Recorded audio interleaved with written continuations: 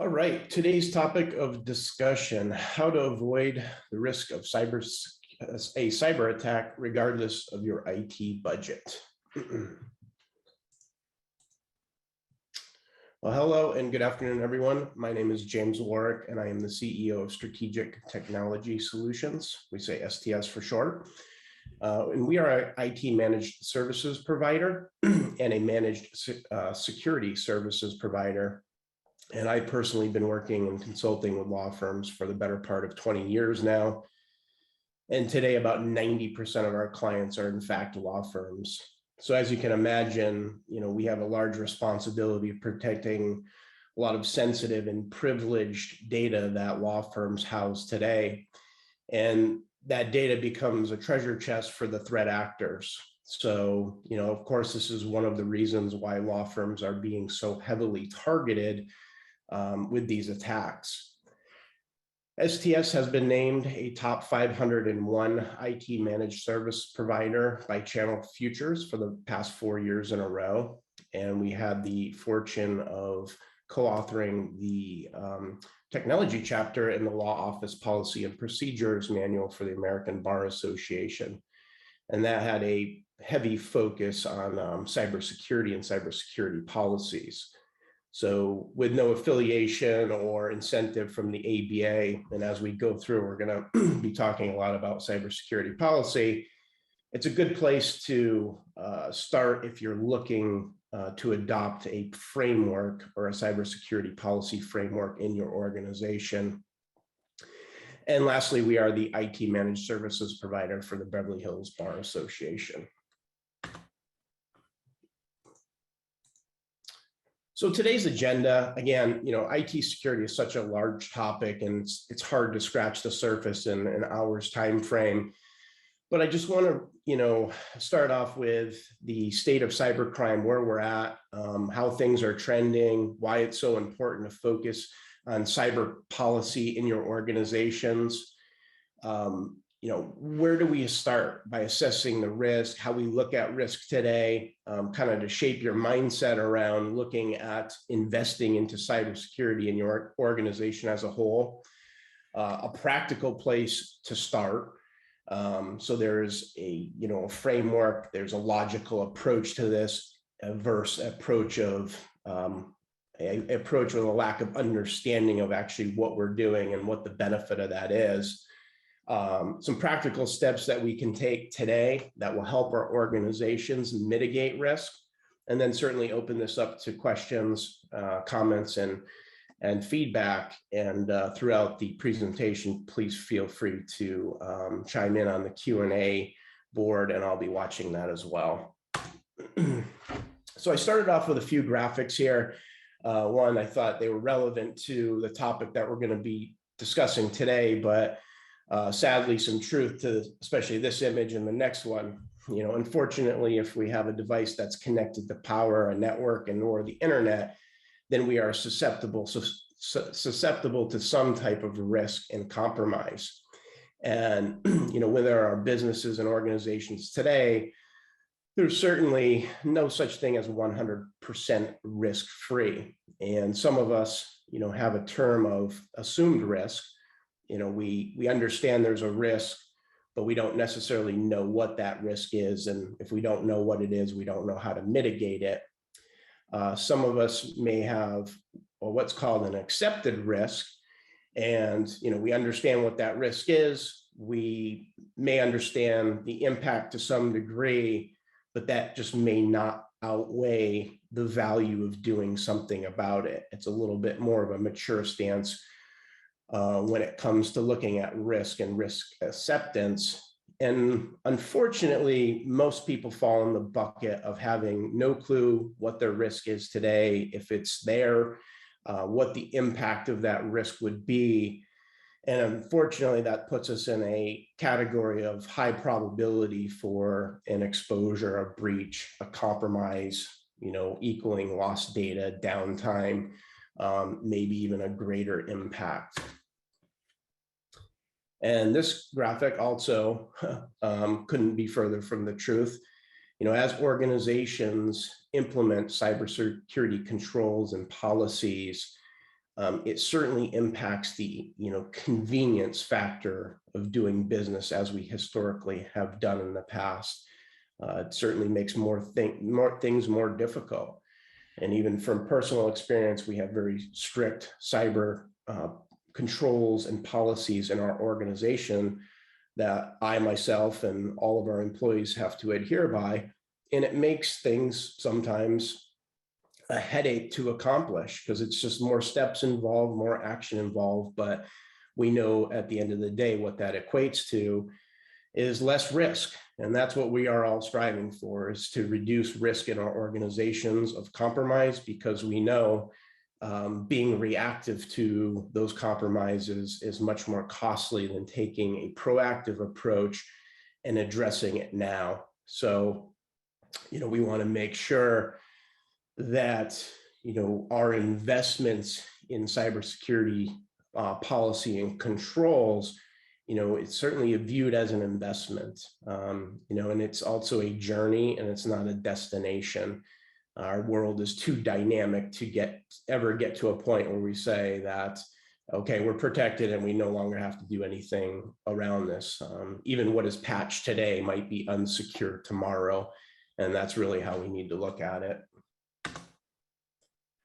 So the state of cybercrime, I'm just going to run through some quick statistics. These are updated. These are relevant. I just pulled a lot of these from various reports in our industry today, and this will just kind of paint the picture for you that, essentially, as sad as it is, things are getting worse and not better.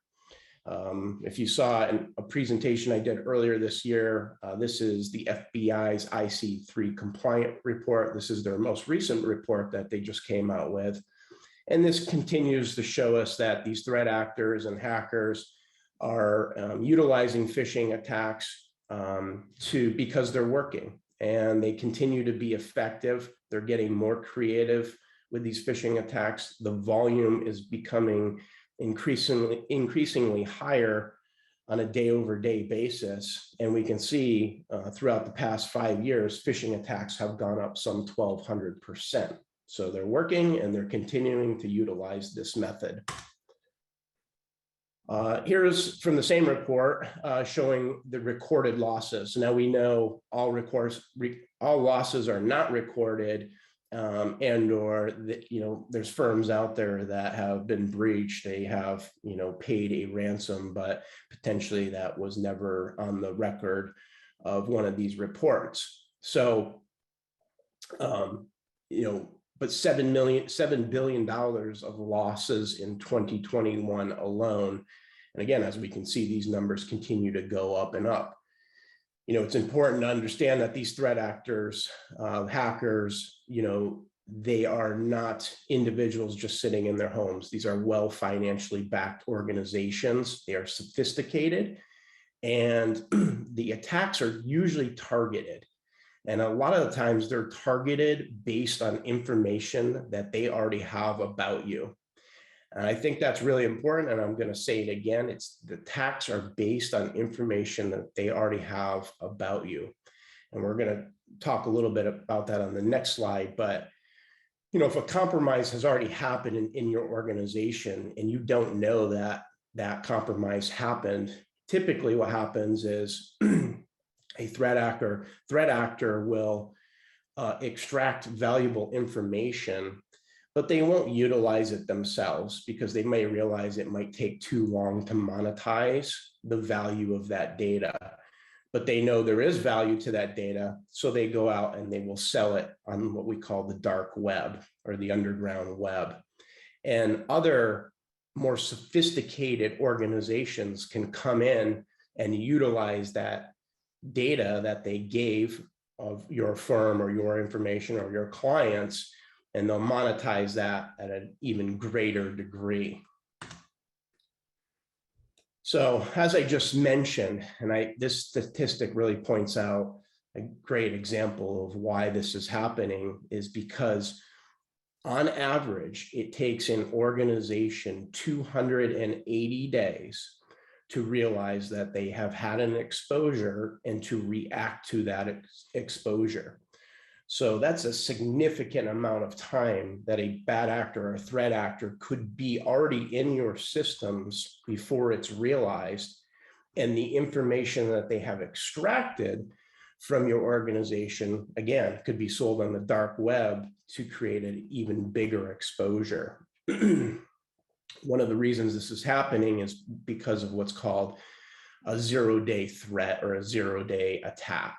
And essentially what that means is it's a third-party vendor, or could be a hardware vendor as well, that has had an exposure, or they have found a vulnerability, but they do not have an update or a patch to that vulnerability. So they essentially have 0 days to patch that vulnerability because it's already being exposed. So as soon as these threat actors expose this, these 0-day attack or threats or vulnerabilities tend to go, they get pushed out across the board. The threat actors understand what they are, and they start utilizing them against our businesses. So again, it's really important. We're going to talk about, how we can kind of curb some of this through indicators of exposure and compromise and anomalies. And one last statistic here is, again, based on that, we understand that the amount of vulnerabilities coming out year over year are more. It shows us that the threat actors are becoming increasingly sophisticated and good at finding vulnerabilities in software and hardware vendors, and they continue to utilize this and expose our organizations. And then just released a few weeks back, New York has now become the first state to require CLE with a focus on cybersecurity. I'm sure it's only a matter of time before this starts to spread to other states. There's constantly more talk about more stringent controls, more compliance. If you work with large organizations, or your clients are large organizations, then you're almost certainly going to get audited by those larger organizations. And cybersecurity insurance becoming increasingly difficult to get. And we'll talk a little bit about that as well. So, assessing risk. And to the topic of this webinar, no matter what your budget is, one exercise we can all do to kind of reframe our mindset about viewing cybersecurity as a whole is to understand what our risk is. And we do this as part of an exercise in a larger assessment called the Security Maturity Level Assessment. And I'm going to show you what that looks like, but this is a component of that. And often when we talk to organizations or law firms about cybersecurity and the importance of, implementing controls, the approach isn't started from this direction. So, asking yourself, does your business rely heavily on confidentiality? Does it handle sensitive information such as PII, personally identifiable information, or, do you work with healthcare, PHI, or even payment card information? And if any of that is true, then you want to do the exercise of understanding, okay, if I'm using a document management system, if I'm using a file server, OneDrive, it really doesn't matter what it is, but what is the likelihood today a threat actor could break into that system? And if they broke into that system and they compromised all of your clients' information, your sensitive information, what would be the impact, the overall impact? And how would that impact your organization? A lot of the times it's, of course, financial, but I think there's intangible views of lost opportunity, certainly reputation if it gets out into the news. The list kind of goes on and on. So we will really want to understand and focus on the highest levels of risk to our organizations and ask yourself the question of, is it worthwhile to invest into cybersecurity policy and controls and begin to mitigate these risks that we now know exist? And another area, and this has been talked about a lot lately, it's been exposed a lot lately, we want to be mindful of the vendors that we use. Just because you're putting strict cybersecurity controls and policies in your organization and you're locking things down, you're making your investments, the threat actors in some senses are lazy. Even though they're smart and sophisticated, they're lazy, and they're going to go after the areas that they can, the low-hanging fruit, they can break into easily. So if your organization is well protected, but you're using a vendor, a document management system vendor, time and billing system vendor, or whatever it may be, and they realize that that vendor is not doing a good job of protecting their systems, then they can utilize that avenue, expose that to get the information they need about your organization. Sometimes it's passwords, sometimes it's private and confidential information that they were looking to expose anyway.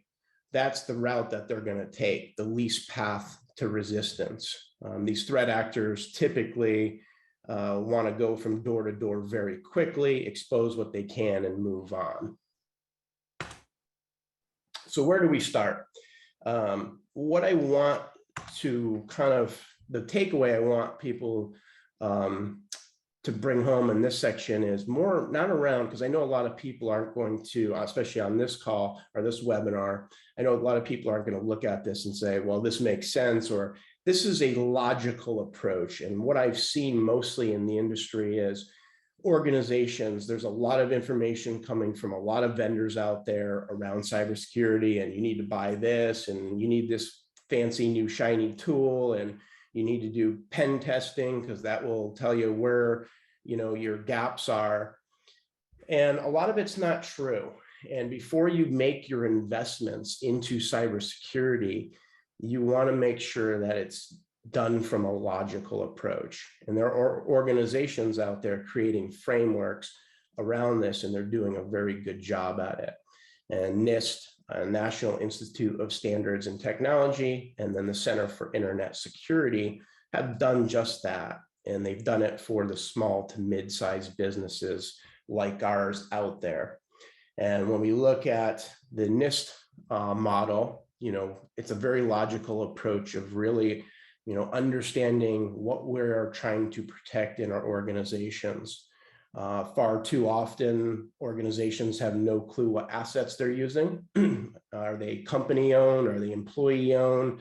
Is it a combination of that? How do we control those assets, and how do we understand, where our data is being stored today? Is that consistent across the board or not? We really want to refine that, because we can't protect. The larger the sprawl of information and the larger the sprawl of assets, the more difficult and the more costly it becomes to protect that. Of course, we need a way of protecting that, and we typically do that through tools such as, AV tools and firewalls and asset management tools and things like that. Patching, we need to make sure that our systems are maintained on a regular basis. Then what we need is, in our systems, is someone looking at logs. Are you internally looking at logs to understand if there actually is some type of indicator of exposure? The indicator of exposure might be someone actually is trying to break into your Office 365 account. Would you know if they were actually doing that? And would an alert get sent out that something like that is happening? And these are very easy and simple things to implement in even small businesses today. But the amount of small businesses that have any type of controls like this is very far and few between.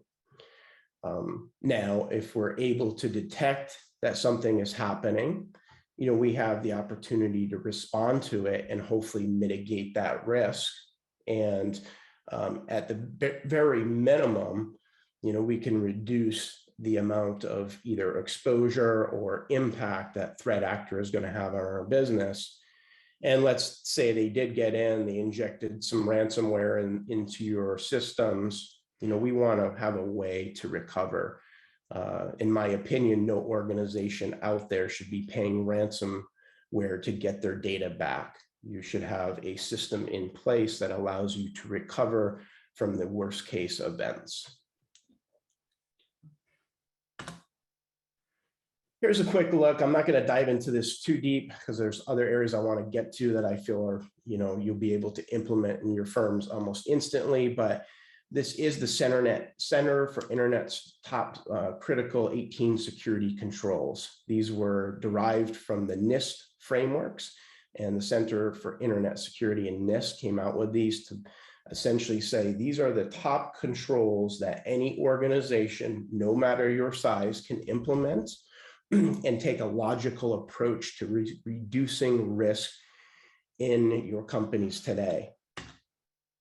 So benchmarked against the Center for Internet's top critical 18 security controls, and those controls have subset controls. Let me go back one slide.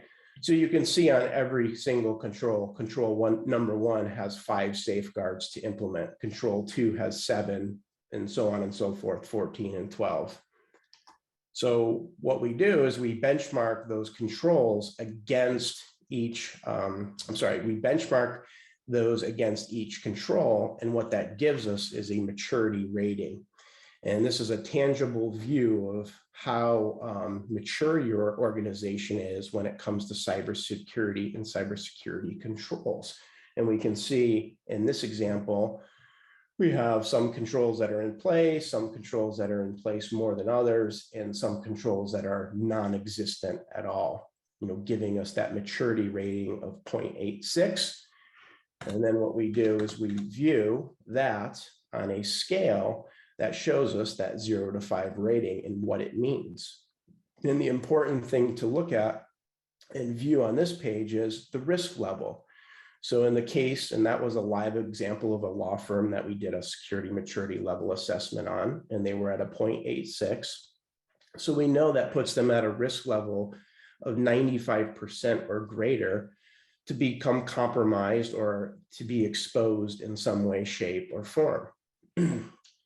There's a minimal level that we need to get to if you want to become a cybersecurity certified organization. And there's varying certifications that you can obtain for your organization.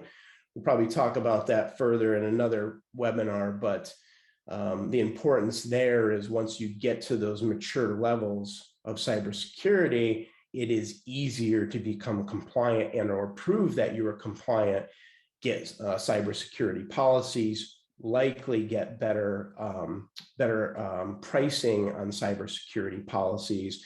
And if you have been getting audited by larger companies that you're doing business with, it makes a world of difference when you're trying to complete those audits. And the desired security maturity level for most organizations is in that 3.0 range. And as you can see, you can start to reduce up to 90-ish% of risk today. And how they know this is when NIST and the Center for Internet Security got together, they looked at past historical breaches, and then they looked at if these frameworks were installed at a mature enough level, they could have prevented 98% of all those historical breaches. So they know it's very effective, they know it's very powerful, but it's also a logical approach. And just to dive in real quick on, each control, this is a view of each control's subset controls. And if we look at the green, the orange, and the blue dots here, what we classify these as is an implementation groups. So this is implementation group number 1. This would be number 2 and number 3. The reason I show this slide is we don't have to eat the whole elephant at once. We can take a bite out of it at a time. Back to my earlier comment about a journey and not a destination. It's easier to start in this fashion because the impact of risk mitigation is going to be huge, but we're not trying to put cart before horse. When you want to get to these levels in the implementation groups that are higher, it's going to have more impact to your organizations. There's going to be more inconveniences. So we start with the low-hanging fruit that we know that will mitigate a lot of risk. And this is just a quick view of an organization after going through those implementation groups. I think this was an implementation group 1.5. and you can see how the organization starts to become more mature. You see that rating go up to that 2.48, and you can then see that they are now mitigating maybe half or maybe well over half of the risk out there today. Quick view of an implementation group number one phase. Typically, this can be done very quickly in organizations. 90 to 180 days is about the time to take an organization from an immature level to a pretty strong level. This is what we classify this as, is it's really the basic cyber hygiene that any organization today would want implemented. And it's really going through a logical process to take care of that low-hanging fruit that you see most risk associated with. Because again, going back to the threat actors, if they come to your door and you have no alarm system, no cameras, the lock is open, that's easy for them. And they know they can get in quickly and likely monetize what you have. But if you do have those locks, camera system, security system, they're not going to be able to get in as easily. So they may go to the next house and see if that one is unsecure. So just doing some of this stuff makes a big difference when it comes to protecting your law firm. So some practical steps to take. These are steps that I believe you can implement day one if you're not doing them already, and how impactful and significant they are. Security policy. Again, going back to that book, the Law Office Policy and Procedures Manual. If you want to look at the framework of a cyber policy, that's a great resource. But if you do not have a cyber security policy, it is almost nearly impossible to train employees around acceptable use in your organization, what they can and can't do, what they're not supposed to do. You need to have that guideline so they can follow it and you can start following it. And at the low levels of that implementation group number one, you don't need to create a whole entire cybersecurity policy, but you start developing the framework of that policy. So one thing you should look at is who has access to your systems. Depending on how long you've been around for, how many employees you've been through, maybe you've been through multiple IT providers, make sure that there is a practice in place to clean up the old accounts. I know if you have an IT provider, an IT person, ask them for a printout of this information. There's nothing better than verifiable evidence. What do our accounts look like today? It's easy enough for you to sit down in 5 minutes and look at all the credentials that you have in your systems, whether you have an on-premise server, or Office 365, or Google Drive, or whatever it is. Look at who has access to those systems. Get a printout, go through it. Far too often we see firms that, we had a firm that we recently did an audit on, and they had 80 employees, roughly 80 employees, and they had over 300 user accounts that were still active in their systems. So cleanup hadn't happened year over year over year. And, the probability of someone still having access was pretty high. So we need to make sure that we're continually looking at those and cleaning those up. And lastly, do not use shared accounts. Every single login to every single system should be uniquely identifiable. So you and 2 other people shouldn't be using the same login to get to your accounting system. Or if you have a SaaS-based software system, cloud-based software system, and you're using one login for multiple people, do not do that. If one person goes in and makes changes or deletes information or extracts information from that system, how do you know who it was if multiple people are using that login? So make sure you have unique logins for everything you do. Set a password complexity policy. This is a great graphic. I've showed it before in the past, but if your password is less than 12 characters, it's very easy to break into. It's very easy for these threat actors to compromise it. So make sure that you're using unique passwords. Do not use the same password for every single system you log into, and make sure these passwords are complex. I know that's a pain because the more complex passwords are, the more difficult they are to remember. Which brings up my next point: use a password management tool. There are a lot of great enterprise grade tools out there that you can use both personally and for work. So it's easier to use a password management tool, have stronger passwords for all of your login accounts. This is something I do personally for myself because I can't remember all of my passwords, especially when I'm creating very complex passwords. And to create those complex passwords, any good password management system, or there's some free tools online. I'm going to put my information at the end of this. If you want to reach out to me directly, I can send you in the direction where some of these free tools are. But you can generate strong and random passwords. A password management system will have this built into it. And then make sure that you're periodically scanning your credentials to make sure that your passwords are not for sale on the dark web. I don't know what the exact number is, but I recently read a statistic that there are over 15 million passwords on the dark web for sale today. I ran a scan on my credentials. My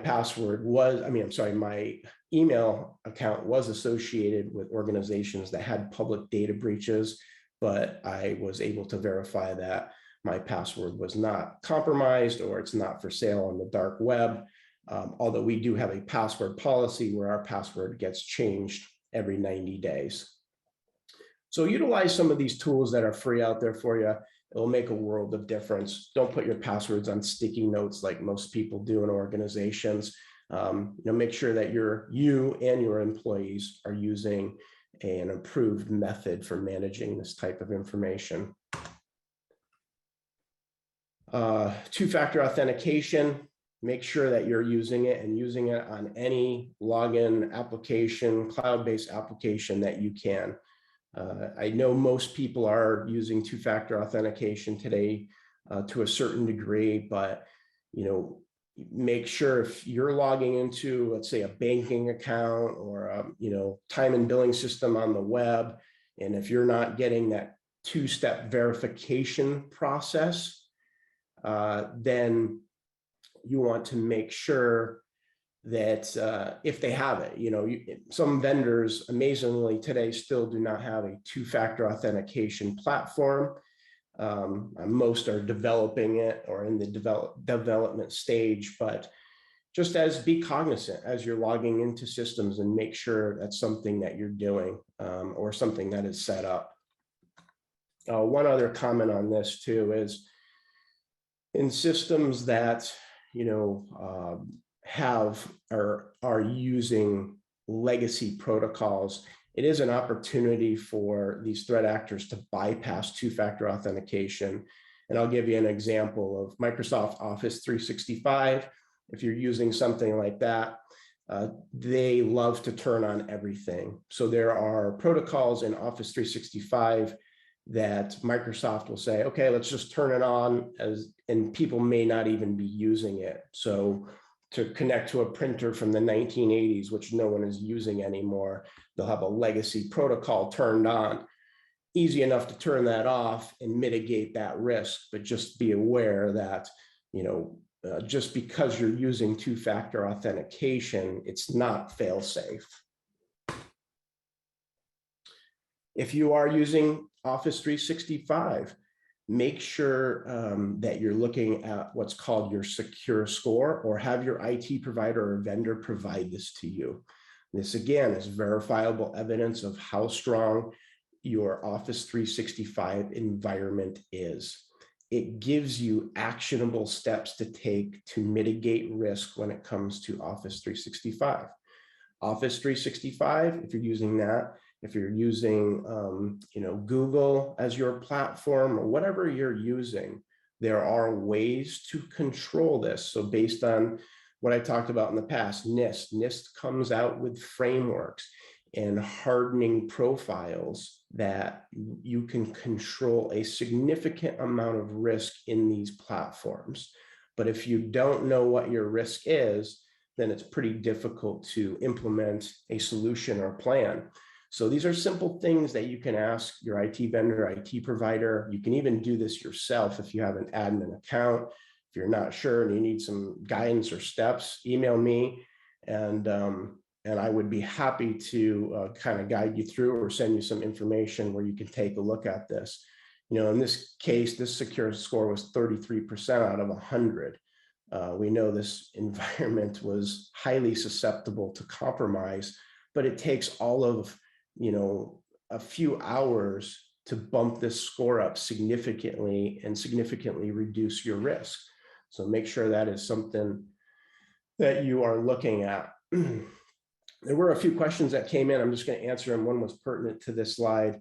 Where and how would I need to go in order to assess my Office 365 risk? Well, Office 365 risk, it actually is this site. It's a secure score portal. And this is a built-in feature into Office 365.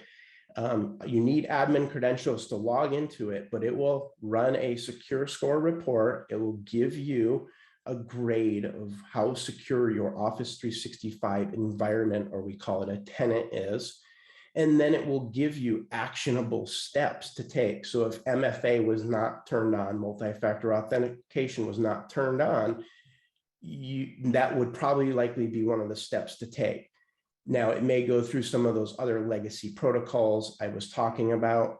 One of the other big things is geo-filtering. If you're not doing business with other countries, that one of the best practices is to turn off the capability for other countries to even view your Office 365 tenant. Because if they can, I guarantee you they are trying to break into it right now. And the log reports would show that. And you're able to run log reports within this environment to show you what's going on. There was another question around the cybersecurity framework.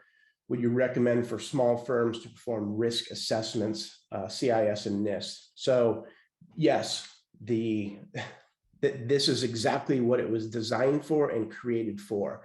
And whether you want to, you know, invest in cybersecurity, and whether you want to, you know, increase your controls and enhance your policy, the best thing you can do is understand where your risk exists today. That's what the CenterNet for Internet Security did with those top 18 critical security controls. And any small business, we've done this for businesses of 5 employees, 10 employees, 20 and up. And the framework doesn't necessarily change. The environments get more complex, but we're still exposing the same vulnerabilities and risks because it's the platform, it's a recognized framework, and it's consistent across the board. A simple one here, you know, make sure that you're patching your systems and you have a patch policy in place. I mean, this really should be done once a month, not just Microsoft or your Microsoft operating system, but also your third-party applications, you know, Adobe and Java and, you know, all the other applications that you're using, even if it's a time and billing system. I know some of this stuff is cloud-based today, and that's great. Typically, that's being done on the back end to some degree, but there's still vulnerabilities that exist in your systems today, and we want to make sure that whatever vulnerabilities are there, they're being patched. It's still pretty amazing to me. When we do these assessments, we come across systems that have not been patched for 6 months, a year, or sometimes greater, and the amount of risk that creates in your organization is extreme. Everyone, this is logical to everyone, back up your data, but don't just rely on the vendors to do it for you. Again, Microsoft does a pretty poor job of backing up your data. Every single client we have set up on a third-party data backup solution that allows us to verify that the backups actually are working properly. It allows us to do test recoveries. And in the event that a mailbox in Office 365 is compromised, it allows us to recover that at a much quicker fashion. We've gone down the road of trying to recover that without, and it takes a very, very long amount of time, significant effort and resources. And this goes to, any other application you're using today. Third-party vendors have easy ways to back up. If you're working off a laptop, a desktop, make sure that you're doing that. If you do have servers in your environment, make sure, those are being backed up regularly. Make sure that they're encrypted backups, and make sure that they are being tested. If they're not being tested and the worst case happens and you need to recover from them, you'd be crossing your fingers hoping that you can recover from that data without ensuring that you were actually able to recover from, your good backups or classified as good backups. And cyber insurance policy, I often talk with firms out there, and one of the comments is, well, we have a strong cyber insurance policy, or our insurance policy would cover us in the event that we had a compromise. And that's not the right way to look at this. On that NIST chart, this cybersecurity insurance exists on the right end of that spectrum. It's a reactive approach. Yes, oftentimes it will recoup cost around, getting your systems back in order, getting you functional again.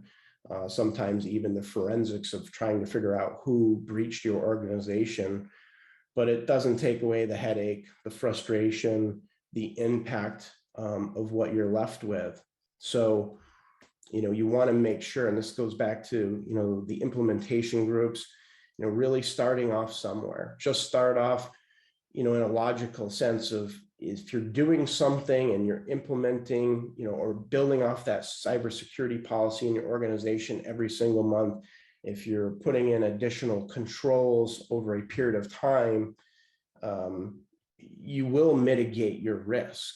So again, not looking at it as we need to do everything next month, because it's nearly impossible to do anyway. Even us as a IT company, it takes a very long time to become mature from a cyber level, and then, evaluating that risk on a weekly or monthly basis and really understanding what it is. Now, I would encourage everyone to have a good cyber policy, because the amount and frequency that breaches are happening. But today, this is getting more difficult. Insurance companies are getting smarter. They're realizing that they're losing a ton of money, and they're going to make it, in some cases, they have already started to make it more difficult for us to get cyber insurance policy, including us as an organization. So if you want a reasonably priced cyber policy, make sure that you have that MFA in place. Make sure that your remote workers are working in a secure fashion, not just on a home device connecting into your office or a family-owned device. This goes back to asset management. Make sure there's encryption happening on those remote workers. There should be some type of secure connection to whatever they're connecting to, whether that's an on-premise infrastructure or a cloud infrastructure. And make sure, one component they're finding is how many assets are they actually protecting. And if, businesses are opening up the door to these home devices and the sprawl of, laptops and iPads, they want to understand, and they want to know where that inventory of assets is coming from. Another area is projected loss. How much would your organization lose in the event that there was a breach, in the event that sensitive data was stolen, and how much would that cost to replace and or mitigate? And lastly, the days of self-attestation are slowly going away. these insurance carriers are no longer asking you to check a box, which a lot of us just did in the past and said, oh yeah, we're doing that, and that will get them off our back for a period of time.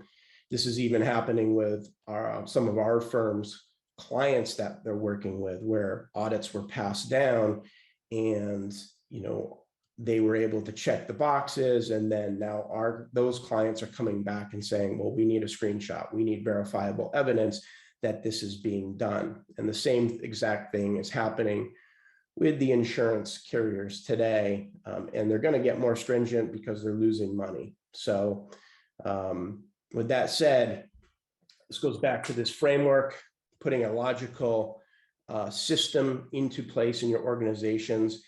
Not only does it mitigate risk and it protects you, we all have a responsibility if we're housing the sensitive data and information that we're protecting it for our clients.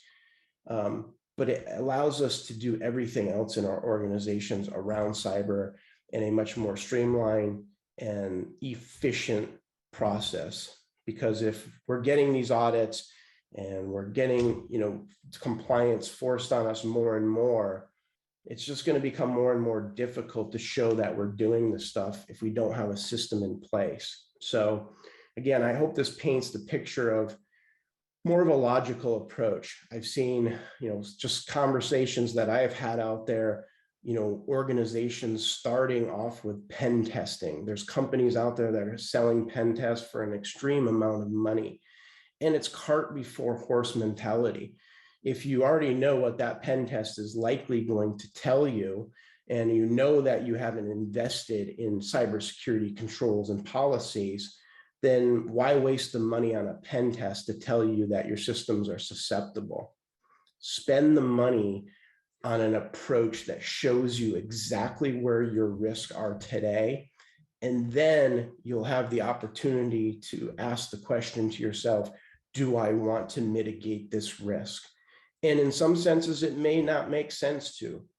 It may not even impact your organization, but at least then when you make an investment, and if you look at that security maturity level score, when you make the investment and you implement a certain control or policy, you can now see tangibly how that impacted your risk factor, instead of just speculating or guessing or assuming that investment made a difference. This is an approach that proves to you that investment was worthwhile. And I think that's the important thing when we're looking at this, because a lot of the times it is that mindset of, oh my God, we're spending all this money on cybersecurity. What is it doing for us? And I get it. A lot of times businesses don't know. And this is an approach that allows you to understand exactly what it is, remove the assumption. And that's the best thing you can do. And that was it for today. I saw a few, let me just see, I think there's another question that came in. Do you approve of Google's saving passwords? Well, I certainly wouldn't do it. And I guess that answers my question of, I don't approve of it. Most browsers have the ability to save passwords. I wouldn't do that because, it's easier to compromise those passwords. Typically, there's no two-step verification on accessing those passwords when they get it put in. But most password managers, once you're logged into them, do have the auto login capability where they're extracting the information from that password manager. So I would really recommend looking into an approved password management system. And there's names out there. My contact information is up on this. If anyone is looking into a password management software, please feel free to email me, and I'll give you some recommendations around vendors that we actually have audited. So one of our common processes on a yearly basis is any vendor that we either utilize internally and or recommend to our clients, we go through a vendor risk assessment process. And we ask them for their audit reports. We ask them for their what controls they have in place today. With some cases, we ask them for verifiable evidence because we have to know that these vendors are protecting our information. Just looking at additional questions. Are the majority of cyber threats coming from overseas? Yes, I mean, definitely a lot of them come from overseas, but sometimes it's difficult to tell because they are using systems within the United States.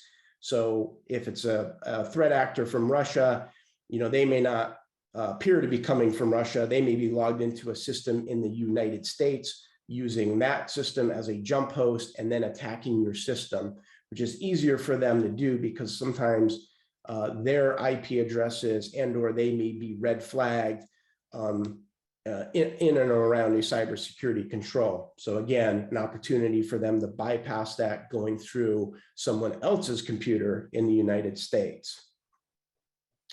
What do you think of encrypting the computer device, strong protection, weaknesses? I think everyone should have some level of encryption on devices. It's extremely easy to set up encryption on laptops and desktops. There also is another approach of hardening those desktops. If you're purchasing, depending on where you're purchasing your devices, if it's, Fry's has pretty much gone out of business, but a Best Buy, an online retailer, typically those systems are going to come with a lot of adware, which can equate to spyware, which can equate to ransomware. It's a best practice to really never use those computers out of the box. It's a best practice to have them wiped, have them purposely configured for your office or your organization, and then make sure they are locked down to the most reasonable, usable level. And there are methodologies for doing that. There's frameworks that NIST and CIS put out there so you can lock down those systems. Where can we find a sample security framework for a small firm? Someplace to start. Well, I think it's good to look at the sample cybersecurity policy. Please, again, email me. I can guide you in the right direction on frameworks to follow, frameworks to start on, and just certain things that you can start looking at to implement today that hopefully would mitigate that low-hanging risk, and then you start to build off of that. So take that logical approach. You want your investment dollars to work for you and work quickly. And taking one of these framework approaches does exactly that. And the one most impactful approach that we have seen to date is what I just went through. The top 18 critical security controls, implementing those at that implementation group number 1.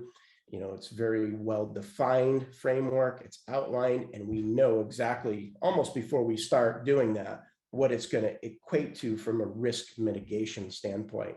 So that is where I would start looking at that. Wiping and customizing each machine is expensive for a small firm, or can we buy laptops without pre-installed software? Yeah, so I mean, it doesn't have to be overly expensive. It's more expensive than just buying a laptop from a Best Buy and putting all your stuff on it. But it's also that poses a high level of risk. And again, you have to go back to that risk assessment and say, okay, well, if I buy a computer from Best Buy, what's the likelihood that someone's going to hack into or breach that laptop? And if they do, and they get my information, what will be the impact? And depending on how quickly your firm is growing, you might be static, you might be small. There are still ways to do this stuff in a more standardized fashion. There's still ways to do it in a more secure fashion. Yes, it probably costs a little bit more, but does that cost outweigh the risk that you give yourself by doing it, the shortcut way? And, if you have sensitive data, I go back to the sensitive data, privileged data, I think you have a responsibility to make sure you're protecting that. So, any way you can do a better job of that, that's our approach. We get them on Amazon. Where else can we buy them? You can certainly buy them on Amazon, but again, this just goes back to the caution of, what is coming on those laptops, who had access to those laptops before. Are they OEM? Sometimes you just want a word of caution of, you buy a laptop on Amazon. Sometimes they're remanufactured. Sometimes whoever is selling those on Amazon, they're actually upgrading the systems before they're sold. So maybe they add more memory. So it's not a completely sealed unit. They added more memory. Maybe they went into the system, the BIOS, and made changes in there. But do we know exactly what they did in that system? Not necessarily. So they definitely can be more unsecure.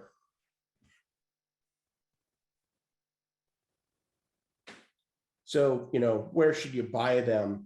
Again, there's approved vendors out there. If you have an IT provider, you have an IT companies that's working for you, they have access to more distributors out there. But again, they should still be setting some type of baseline policy on how these laptops are set up and configured. And at the very minimal, are they scanned before they're put into production to make sure that there's nothing on there that would impact you or your organization. So I think it's more around, again, I wouldn't just go out to random websites on the internet and buy devices unless you're completely going to wipe them. The big distributors that a lot of IT providers and vendors work with, you can actually have laptops custom configured with them. There's more options there to get those laptops. Again, not saying that something couldn't happen with those, but the chances are significantly less than what we're seeing out on the internet. And sometimes we see, hardware vendors selling, whatever brand name manufacturer hardware, but it's not even that brand name manufacturer hardware. We know other countries are very good at ripping off systems. So we want to make sure these systems are authentic and what's on them is not posing a threat to our organizations. And with that said, I know we went over a little bit on time here, but some great questions. I appreciate the questions. I love these to be interactive. Again, my contact information is up. If you have any questions, I can help in any way. Again, some of those even free tools that you can utilize just to give you a little bit of exposure or indicator of exposure if something is going on with your credentials out there. By all means, reach out to me. If you think of questions after the fact, I'm always here to help. We love helping this community as we all try to mitigate the risk that we're faced with by these threat actors. So with that said, that will conclude our webinar for today. I appreciate everyone's time and have a great rest of your Monday.